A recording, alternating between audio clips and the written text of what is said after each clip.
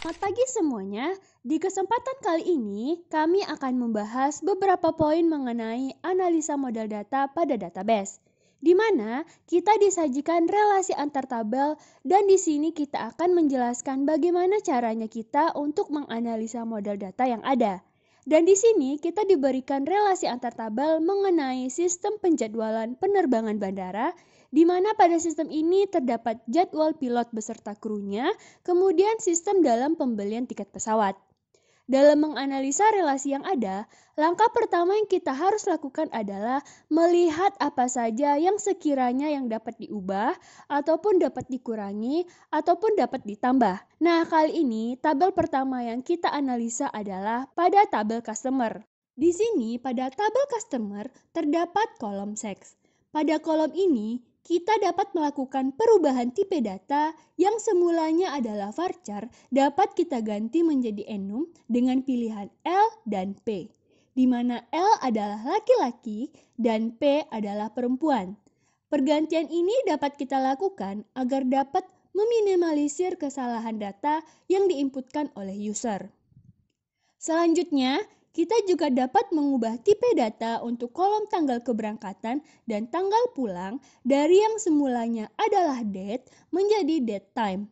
Alasan pengubahannya karena dalam pendataan tanggal keberangkatan maupun tanggal kepulangan ini dapat dilakukan karena pendataan atau keterangan waktu juga sangat dibutuhkan agar data waktu dapat ditentukan dengan akurat. Kemudian, kita juga dapat memperkecil jumlah maksimum karakter varchar pada kolom nomor telepon di tabel yang terdapat pada tabel customer menjadi 13. Karena jumlah karakter untuk nomor telepon maksimalnya hanya 12 karakter. Kemudian, kita juga dapat menghapus kolom first name dan last name dan menambahkan kolom full name. Karena dalam memesan tiket, nama lengkap sangat dibutuhkan dan banyak orang yang seringkali hanya memiliki nama dengan jumlah kata yang hanya satu. Selanjutnya, kita juga dapat menambahkan constraint unik pada kolom nomor telepon dan email di tabel customer, agar setiap customer memiliki nomor HP yang berbeda-beda dan email yang berbeda-beda juga. Kemudian kita juga bisa lihat di tabel bandara terdapat kolom kota, dan ini bisa kita ganti dengan menambahkan tabel kota, agar tidak terjadi pengulangan data pada tabel bandara, dan menambahkan relasi dari tabel kota ke tabel bandara. Kemudian, kita juga dapat menambahkan relasi dari tabel customer ke tabel reservasi. Karena dalam tabel reservasi, data customer dibutuhkan untuk mengisi data reservasi. Selain itu, relasi ini diterapkan agar basis data sesuai dengan konsep database relasional. Langkah berikutnya, kita dapat menambahkan relasi dari tabel maskapai agen ke tabel reservasi. Karena untuk mengisi kolom ID message pada tabel reservasi dibutuhkan data dari tabel maskapai agen. Selain itu, relasi ini diterapkan agar basis data sesuai dengan konsep database relasional. Kemudian kita juga dapat menambahkan relasi dari tabel seat agen ke tabel reservasi. Karena untuk mengisi kolom ID seat pada tabel reservasi dibutuhkan data pada tabel seat. Selain itu, relasi ini ditetapkan agar basis data sesuai dengan konsep basis data relasional. Selanjutnya, kita juga dapat menambahkan relasi dari tabel get agen ke tabel reservasi. Karena untuk mengisi ID gate pada tabel reservasi dibutuhkan data dari tabel gate. Selain itu, relasi ini diterapkan agar basis data juga sesuai dengan konsep database relasional. Kemudian, dapat menambahkan relasi dari tabel maskapai ke tabel pesawat. Karena untuk mengisi kolom ID maskapai pada tabel pesawat dibutuhkan data dari tabel maskapai. Selain itu, relasi ini diterapkan agar basis data sesuai dengan konsep database relasional. Selanjutnya merubah jumlah karakter atribut kapasitas pada tabel get dari integer 2 menjadi integer 3. Karena kapasitas get pada bandara biasanya dapat menampung ratusan orang. Kemudian merelasikan tabel maskapai ke tabel kru. Karena untuk mengisi tabel kru, atribut ID maskapai diambil dari tabel maskapai. Relasi ini diterapkan agar basis data sesuai dengan konsep database rasional. Lalu menambahkan constraint unik pada atribut nomor HP pada tabel kru, agar nomor HP untuk setiap kru berbeda-beda. Kemudian merelasikan tabel bandara ke tabel rute, karena atribut asal dan tujuan pada tabel rute membutuhkan data dari tabel bandara. Kemudian kami mengubah tipe data tiket pada tabel reservasi menjadi desimal 10, karena harga tiket tidak memperbolehkan nilai minus atau negatif. Lalu menambahkan constraint unik pada atribut nomor tiket di tabel reservasi, karena kode tiket harus selalu berbeda-beda. Kami juga mengubah tipe data atribut kode pembayaran pada tabel reservasi dan menambahkan constraint unik, karena kode pembayaran tidak boleh memberikan nilai yang sama untuk setiap pembayaran yang ada. Kemudian menambahkan tabel status bayar dan merelasikan tabel status bayar ke tabel reservasi agar tidak terjadi pengulangan data yang sama pada kolom status bayar pada tabel reservasi. Lalu menambahkan tabel agen address yang direlasikan dengan tabel agen untuk meminimalisir data address yang berulang. Kemudian menambahkan tabel kapasitas dan direlasikan dengan tabel pesawat. Setelah melakukan menganalisa model data dan menjelaskan hasilnya, selanjutnya kami akan menjabarkan struktur tabel dan menambahkan constraint check pada atribut yang telah kita tambahkan. Berikut adalah tampilan dan penjelasannya. Tabel agen memiliki 4 atribut. Yang pertama, atribut ID agen, tipe datanya varchar dengan lebar datanya 8. Constraint-nya primary key. Yang kedua, ada atribut nama agen, tipe datanya varchar dengan lebar datanya 50. Yang ketiga, atribut nomor telepon dengan tipe data varchar dan lebar datanya 13. Constraint-nya ialah unique. Dan atribut alamat, tipe datanya integer dengan lebar data 2 dan constraint-nya sebagai foreign key. Kemudian, tabel agen address hanya memiliki 2 atribut. Yang pertama, atribut ID address, tipe datanya integer dengan lebar data 2 dan constraint-nya primary key. Dan yang kedua, atribut address yang memiliki tipe data text. Tabel bandara memiliki 3 atribut. Atribut ID bandara yang tipe datanya varchar, lebar datanya 5, constraint-nya primary key. Atribut nama bandara, tipe datanya varchar dan lebar datanya 50. Kemudian atribut ID kota, tipe datanya varchar, lebar datanya 5 dan constraint-nya foreign key. Tabel cuaca memiliki 3 atribut. Yang pertama, atribut ID cuaca yang tipe datanya integer dengan lebar data 2. Constraint-nya primary key. Kedua, atribut waktu, tipe datanya date time. Dan ketiga, atribut informasi cuaca dengan tipe datanya text. Terus, pada tabel customer memiliki 9 atribut. Atribut ID customer memiliki tipe data varchar dan lebar data 10. Constraint-nya primary key. Atribut full name memiliki tipe data varchar dan lebar datanya 50. Atribut nomor telepon memiliki tipe data varchar dengan lebar datanya 13. Constraint-nya unique. Atribut email memiliki tipe data varchar dengan lebar datanya 50. Constraint-nya unique. Pada atribut sex memiliki tipe data enum dan constraint-nya check. Atribut dari yang memiliki tipe data varchar, lebar datanya 5 dan constraint-nya foreign key. Atribut tujuan memiliki tipe data varchar, lebar datanya 5 dan constraint-nya foreign key. Pada atribut tanggal keberangkatan dan atribut tanggal pulang memiliki tipe data date time. Kemudian, table get memiliki 4 atribut. Yang pertama, atribut ID get memiliki tipe data integer dengan lebar data 2. Constraint-nya primary key. Yang kedua, atribut ID bandara memiliki tipe data varchar dengan lebar data 5. Constraint-nya foreign key. Yang ketiga, atribut kapasitas memiliki tipe data integer dengan lebar data 3. Dan atribut nomor gate, tipe datanya varchar dengan lebar data 4. Pada tabel kelas penerbangan hanya memiliki 2 atribut. Yang pertama, atribut ID kelas dengan tipe data integer. Lebar datanya 2, constraint-nya primary key. Yang kedua, atribut nama kelas dengan tipe data varchar, lebar datanya 10. Tabel kota juga memiliki dua atribut. Pada atribut ID kota dengan tipe data varchar, lebar data 5, dan constraint-nya primary key. Atribut nama kota dengan tipe data varchar, lebar datanya 20. Pada tabel crew memiliki 6 atribut. Atribut ID crew dengan tipe data varchar, lebar datanya 8 dan constraint-nya primary key.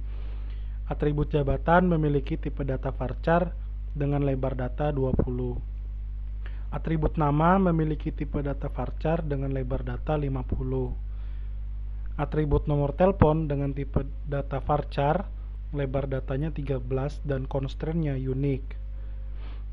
Atribut password dengan tipe data varchar, lebar datanya 225. Dan pada atribut ID maskapai memiliki tipe data varchar dengan lebar data 8, constraint-nya foreign key.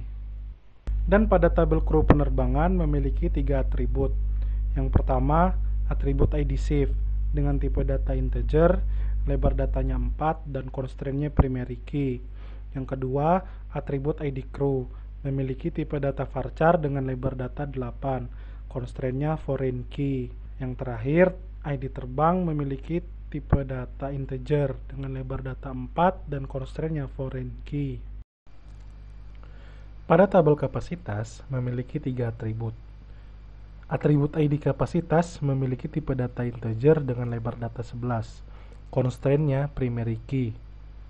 Atribut bisnis memiliki tipe data desimal dengan lebar data 10, dan atribut ekonomi memiliki tipe data desimal dengan lebar data 10. Pada tabel laporan cuaca memiliki 3 atribut. Yang pertama, atribut ID laporan memiliki tipe data integer serta lebar data 2 dan constraint-nya primary key. Yang kedua, atribut ID terbang memiliki tipe data integer serta lebar data 4 dan constraint-nya foreign key. Yang ketiga, atribut ID cuaca memiliki tipe data integer serta lebar data 2 dan constraint-nya foreign key. Pada tabel maskapai memiliki 2 atribut.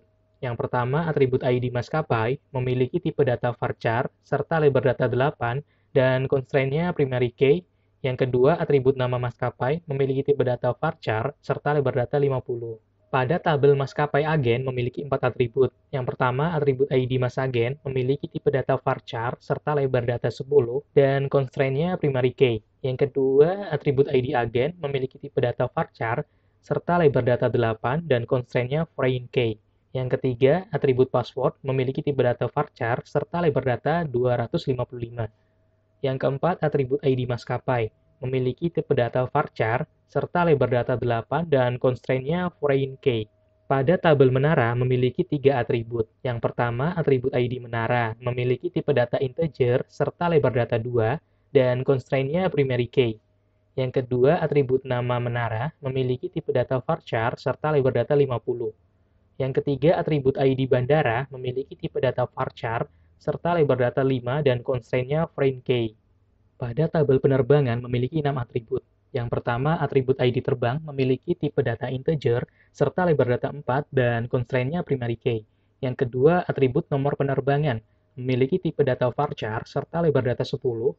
Yang ketiga, atribut jam berangkat memiliki tipe data date time. Yang keempat, atribut jam tiba memiliki tipe data date time. Yang kelima, atribut ID rute memiliki tipe data integer serta lebar data 2 dan constraint-nya foreign key. Yang keenam, atribut ID pesawat memiliki tipe data integer serta lebar data 2 dan constraint-nya foreign key. Pada tabel pesawat memiliki 5 atribut. Yang pertama, atribut ID pesawat memiliki tipe data integer serta lebar data 2 dan constraint-nya primary key. Yang kedua, atribut nama pesawat memiliki tipe data varchar serta lebar data 50. Yang ketiga, atribut ID maskapai memiliki tipe data varchar serta lebar data 8 dan constraint-nya foreign key. Atribut jenis pesawat memiliki tipe data varchar serta lebar data 50. Dan yang kelima, atribut kapasitas memiliki tipe data integer serta lebar data 11. Pada tabel reservasi memiliki 12 atribut. Yang pertama, atribut ID reservasi memiliki tipe data varchar serta lebar data 10 dan constraint-nya primary key. Yang kedua, atribut ID customer memiliki tipe data varchar serta lebar data 10 dan constraint-nya foreign key. Yang ketiga, atribut ID masagen memiliki tipe data varchar serta lebar data 10 dan constraint-nya foreign key. Yang keempat, atribut tanggal reservasi memiliki tipe data datetime. Yang kelima, atribut harga tiket memiliki tipe data desimal. Yang keenam, atribut ID sheet memiliki tipe data integer serta lebar data 2 dan constraint-nya foreign key. Yang ketujuh, atribut ID terbang memiliki tipe data integer serta lebar data 4 dan constraint-nya foreign key. Yang kedelapan, atribut nomor tiket memiliki tipe data varchar serta lebar data 20 dan constraint-nya unique. Yang kesembilan, atribut status pembayaran memiliki tipe data integer serta lebar data 1 dan constraint-nya foreign key. Yang ke-10, atribut time limit memiliki tipe data datetime. Yang ke-11, atribut kode pembayaran memiliki tipe data varchar serta lebar data 10 dan constraint-nya unique. Yang terakhir, atribut ID get memiliki tipe data integer serta lebar data 2 dan constraint-nya foreign key. Pada tabel rute memiliki 3 atribut. Yang pertama, atribut ID rute memiliki tipe data integer serta lebar data 2 dan constraint-nya primary key.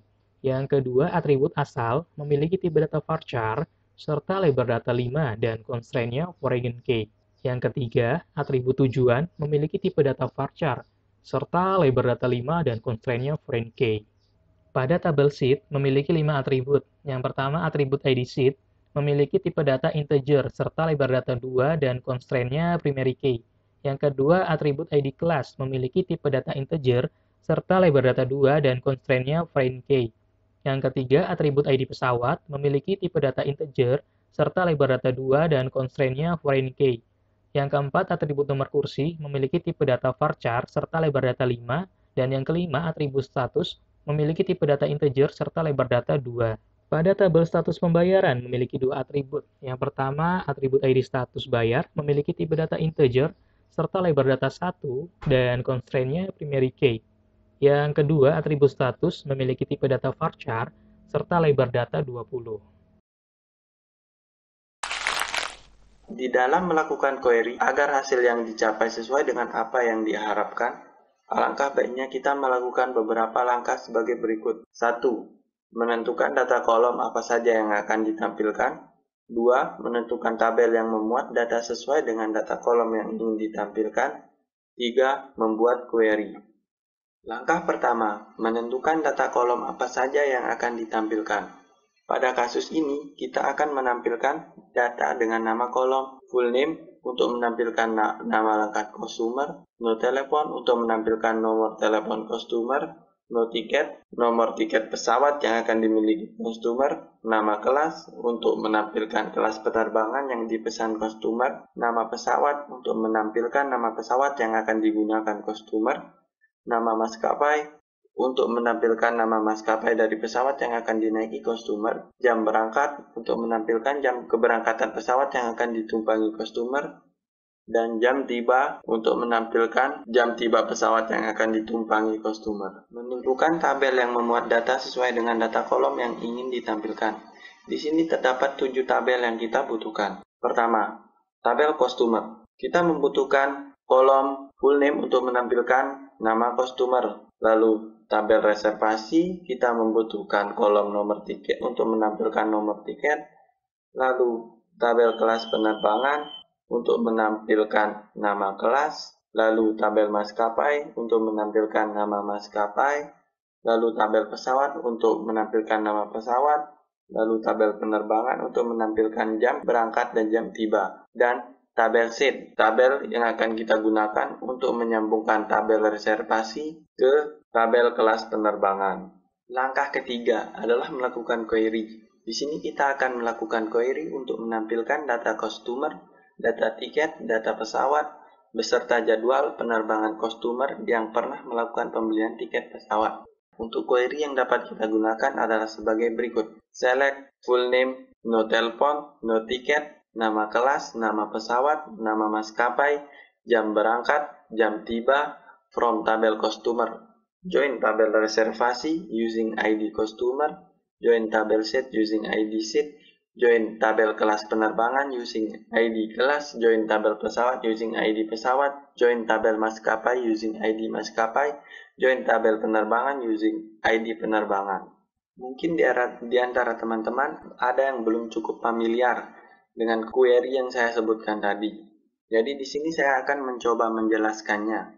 Query tersebut dapat diartikan data full name, data nomor telepon, data nomor tiket, data nama kelas, data nama pesawat, data nama maskapai, data jam berangkat, data jam tiba. Pada tabel customer menggunakan foreign key dengan nama primary key yang sama pada tabel reservasi. Lalu digabungkan dengan tabel sheet yang dimana pada tabel sheet ini ID sheet memiliki primary key dengan nama yang sama dengan foreign key yang terdapat pada tabel reservasi.